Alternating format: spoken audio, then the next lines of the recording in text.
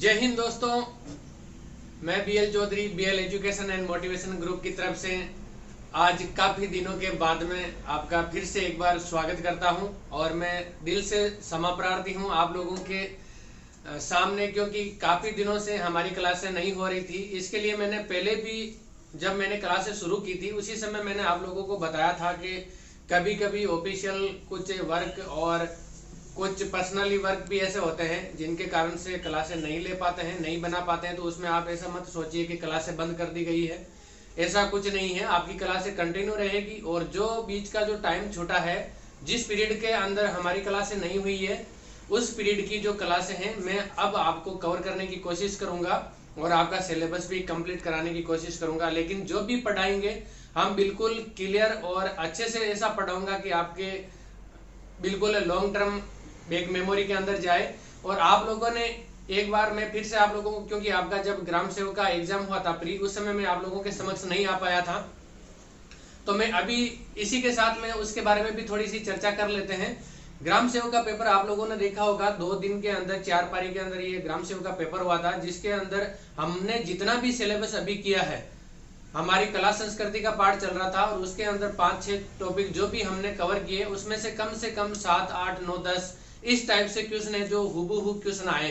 आप लोग मेरी क्लास से अगर किसी ने भी अगर कंटिन्यू देखी है और एग्जाम के व्यू से अगर उसने एक डेडिकेशन के साथ में अगर क्लासेस जिसने भी देखी है, तो उसको पता होगा कि इसमें से जो मैंने पढ़ाया अभी तक, उसमें से कम 9-10 क्वेश्चन मैंने अच्छी तरह से चारों पेपर के अंदर गिन के देखा है कि 10 से 15 क्वेश्चन के लगभग हमने जो पढ़ाया उसके अंदर से क्वेश्चन आए।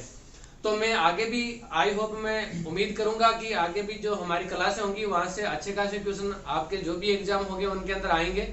तो ये तो था हमारा पहले का जो हमने स्टडी किया उसके बारे में थोड़ा सा इंट्रो।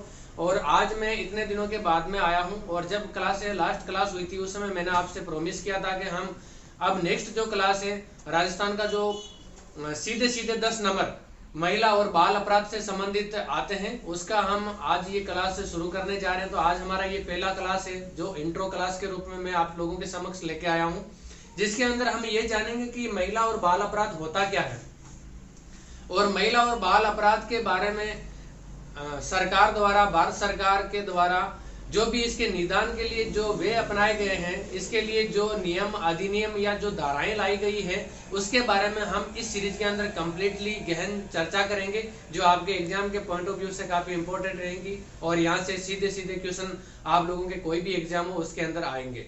तो हम आज इस क्लास के अंदर सबसे पहले ये देखेंगे कि ये महिला और बाल अपराध होता क्या। और मैं नॉर्मली आप लोगों को बता दूं कि ये जो सीरीज है हमारी कम से कम 10 से 12 क्लास के अंदर कंप्लीट होगी नॉर्मली, क्योंकि इतना इसका सिलेबस है, इसकी इतनी धाराएं और इसके इतने अधिनियम हैं जो हमें पढ़ना बहुत जरूरी है, क्योंकि हम इसमें से कोई भी स्किप नहीं कर सकते, क्योंकि इसके इर्द गिर्द अगर कोई भी क्वेश्चन होता हम उसको भी कवर करते हुए चलेंगे।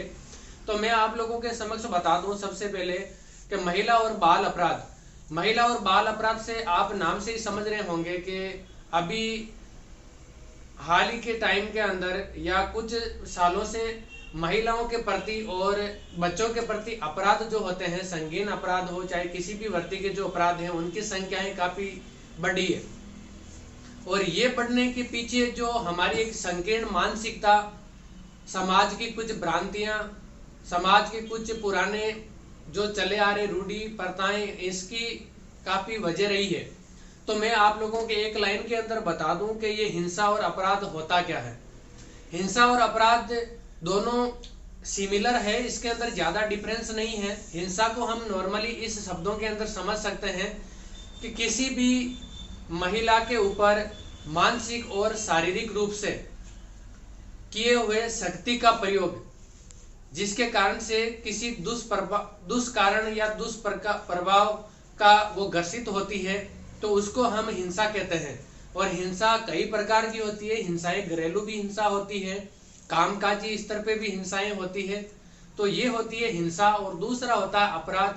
अपराध वो करते होते हैं जो समाज के जो नियम, रूल, रेगुलेशन बने हुए हैं उनका उल्लंघन करते हैं, तथा समाज के अंदर ऐसी करते जो समाज के द्वारा स्वीकार नहीं किए जाते हैं या किसी के ऊपर बलपूर्वक आरोपित किए जाते हैं, उनको हम अपराध की श्रेणी के अंदर लेते हैं। जो आज की हमारे इस समाज के अंदर काफी संख्या के अंदर इन अपराधों के अंदर बढ़ोतरी हुई है। अभी हाल ही के अंदर जो हमारा महिला और बाल अपराध हुआ, चाहे किसी भी प्रकार के जो अपराध होते हैं, इनकी जो गणना होती है वो हमारे एनसीआरबी के द्वारा की जाती है, नेशनल क्राइम रिकॉर्ड ब्यूरो।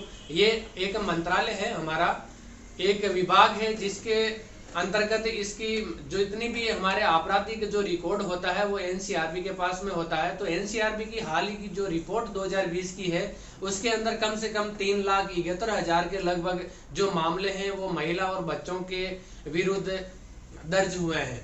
इसकी हमें एक और भी इसके अंदर खुशी की बात है कि जो पिछला साल था उसके मुकाबले इस साल 8.3 मैंने ये डाटा लिखे हैं आप लोगों के लिए, और इन डाटा को आप जब एग्जाम हो उस समय एक बार फिर से आप करंट के साथ में अपडेट कर ले, ताकि आपके एग्जाम के अंदर इसमें गलती होने की संभावना बहुत कम हो जाए। तो ये 8.3% की दर से है इस अपराधों के अंदर कमी हुई है। और अभी इस अपराधों के अंदर जो शीर्ष के अंदर बने हुए राज्य हैं उनके अंदर पहला है हमारा यूपी, दूसरा है वेस्ट बंगाल, और तीसरा आता है राजस्थान, चौथा है महाराष्ट्र और पांचवा है एमपी। तो इसमें भी आपका एग्जाम के अंदर पूछ सकता है कि अभी जो महिला और बाल अपराध है इनके अंदर पहले नंबर पे कौन सा राज्य है, तो यूपी है। इसी तरह से आपको ये भी ध्यान में रखना है, यहाँ से भी हमारे क्वेश्चन बन सकते हैं। और इसके अंदर में एक आप लोगों को और बताऊं कि जो हमारे महिला और बच्चों के प्रति जो अपराधों की श्रेणी के अंदर जो इंक्रीज हुए हैं, ये अपराध बढ़े हैं, उनके अंदर सबसे जो बड़ी श्रेणी का भाग है वो है घरेलू हिंसाएं। घरेलू हिंसाओं के अंदर सबसे ज्यादा करते जो पति के द्वारा महिलाओं के ऊपर किए हुए अनवांटेड या अवांछनीय करते हैं वो ज्यादातर शामिल है, जिनकी रेशो 30% के लगभग है। तो इस टाइप के 4-5 श्रेणी के अंदर इनको डिवाइड किया हुआ है। तो हम इन जो हमारी ये सीरीज है महिला और बाल अपराध की, इसके अंदर हम क्या क्या पढ़ने वाले हैं और हमारे एग्जाम के अंदर क्या क्या इंपॉर्टेंट है वो मैं इस इंट्रो क्लास के अंदर बताऊंगा। और कल से हमारी जो क्लास है वो कंटिन्यू रहेगी।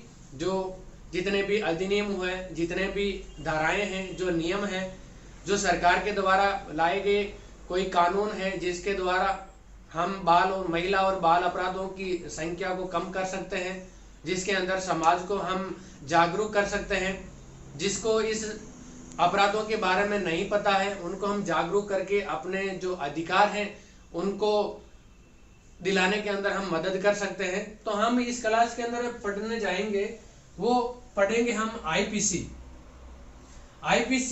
Indian panel code. ये होता है भारतीय दंड संहिता, जो 1960 के अंदर इसका निर्माण किया गया था। और दूसरी पढ़ेंगे हम कुछ धाराएं ऐसी है जो आईपीसी के अंदर लगती है, जो महिला और बाल अपराध से संबंधित है, उनकी भी हम चर्चाएं करेंगे। दूसरा आता है हमारा सीआरपीसी होता है क्राइम पेनल कोड, जो होता है क्रिमिनल पेनल कोड होता है। इसकी जो स्थापना है वो 1973 के अंदर हुई थी, लेकिन ये लागू है जो 1974 के अंदर हुआ था, क्रिमिनल पेनल कोड। जो आईपीसी है ये पूरे भारत के नागरिक हैं उनके ऊपर लागू है।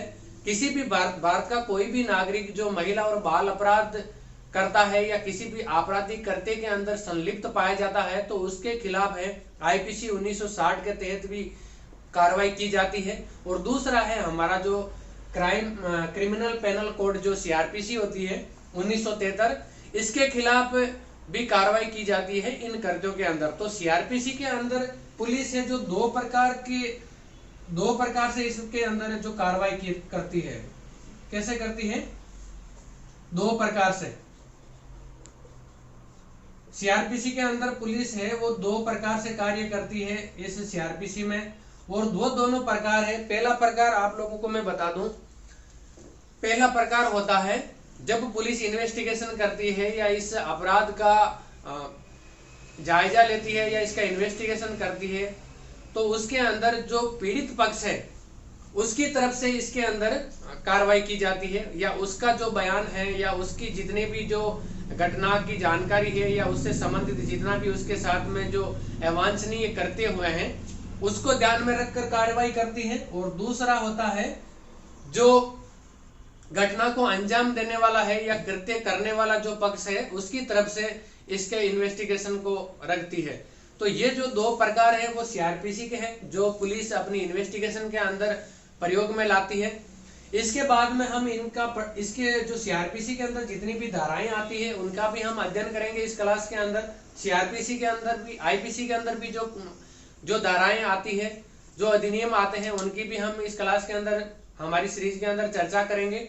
इसके बाद में जितने भी अधिनियम बनाए गए हैं, जैसे दहेज निवारण अधिनियम हो गया, बाल सुधार अधिनियम हो गया, जैसे पोक्सो, बच्चों के लिए जो पोक्सो अधिनियम हुआ है उसके बारे में, और इसी प्रकार से जितने भी जो घरेलू हिंसा निवारण अधिनियम हो गए, जितने भी प्रकार के जो अधिनियम है वो हम इस क्लास के अंदर कंप्लीटली चर्चा करेंगे। और मैं कोशिश करूंगा कि आपका जो ये 10 नंबर है वो आप यहाँ से पक्के करके जाएं और इसमें से एक भी क्वेश्चन गलत होने की आपके संभावनाएं ना रहे।